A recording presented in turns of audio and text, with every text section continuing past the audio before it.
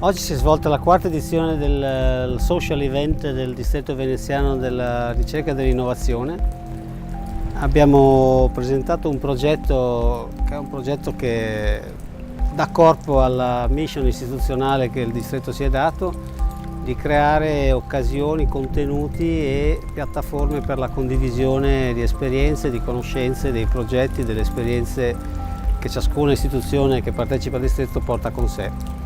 È una tesserina che è lo Smart Passport, che è in realtà la materializzazione di un insieme di servizi e di una piattaforma di condivisione di quello che dicevo un attimo fa, delle esperienze, quindi concretamente poi dei servizi che ciascuna istituzione può offrire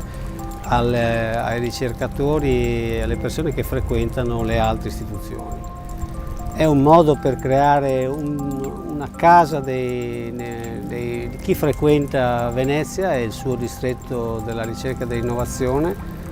È un modo per creare occasioni di confronto e di scambio di informazioni ed è un modo per dare sostanza a quell'idea che è il fondamento, diciamo, della ricerca e della capacità di innovare, che si svolge attraverso luoghi e momenti di confronto. Ed è quindi un modo per creare un'occasione per aprirsi ulteriormente alle altre istituzioni che vorranno contribuire con i loro spazi, con le proprie risorse umane e fisiche, per allargare ulteriormente una comunità che cresce, che speriamo possa continuare a crescere e ad aprirsi ai temporary citizens che frequentano Venezia per studiare, per fare ricerca e per conoscere altre persone che hanno le stesse idee, la stessa voglia di mettere il proprio intelletto a disposizione di un'avventura complessiva,